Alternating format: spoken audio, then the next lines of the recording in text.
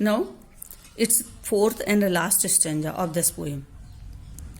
खींच दो अपने खूं से जमी पे लकीर, इस तरफ आने पाए न रावण कोई। अब वो वीर सिपाही कह रहा है कि खींच दो अपने खूं से जमी पर लकीर, क्योंकि अपने देश की सुरक्षा को बनाए रखने के लिए, दुश्मनों को अपने देश की सीमा को पार न करने के लिए यदि हमें एक खून की रेखा बनानी पड़े तो वो भी हम बनाएंगे। खून की रेखा भी हम बनाएंगे, क्योंकि इस तरफ आने पाए न रावण कोई। रावण का मतलब है दुश्मन, यानी दूसरे देश के लोग जो हमारे देश की जमीन को हथियाना चाहते हैं, हमारे देश में जबरन घुसना चाहते हैं, उनको रावण बताया गया है। क्योंकि रावण ने भी सीता का हरण करके उसकी पवित्रता को भंग करने की कोशिश की थी।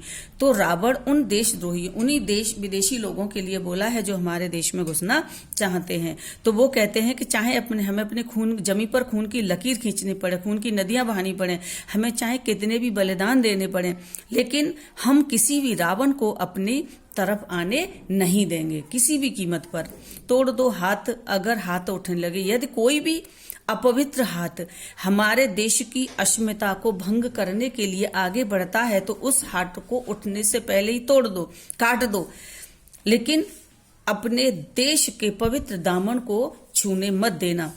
छू न पाए सीता का दामन कोई। सीता का यहाँ पर बताया है अपने देश के लिए ही बोला है कि सीता का दामन कोई छू न पाए। जिस तरह से रावण ने सीता का की पवित्रता को भंग करने की कोशिश की थी, वैसे ही जो विदेशी, जो तुम्हारे दुश्मन हैं, विदेशी हैं, जो शत्रु हैं, वो हमारे सीता रूपी यानी हमारे देश का दामन, हमारे भारत माता के पवित्र दामन पर कोई भी अपवित्रता का दाग न लगाने पाए, उसे छूने भी नहीं पाए।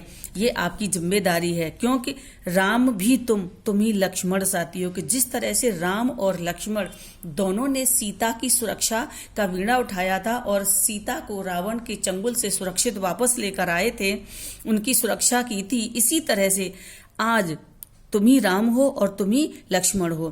तुम्ही को अपनी सीता यानी अपने इस देश की के गौरव को बढ़ाना है, इसके देश के अपनी सुरक्षा को बचाना है, इसको सुरक्षा करना है। अब ये तुम्हारा दायित्व है, क्योंकि आज के समय में तुम ही राम हो और तुम ही लक्ष्मण हो। वो उन युवा वर्ग के साथियों को संबोधित कर रहा है कि राम और लक्ष्मण की तरह से तुम्हें अपने देश की पवित्रता को बचाए रखना है, उसकी सुरक्षा करना ये तुम्हारा दायित्व है। क्योंकि अब तुम्हारे हवाले वतन साथियों, क्योंकि हे साथियों, हे युवा वर्ग, हे देशवासियों, ये जो वतन है, ये हमारा अपना देश है, इसकी सुरक्षा करना अब तुम्हारा दायित्व है, तुम्हारा कर्तव्य है, और तुम्हें इसे सुरक्षित रखना ये तुम्हारा धर्म भी है। ठीक है, okay, thank you, have a nice day.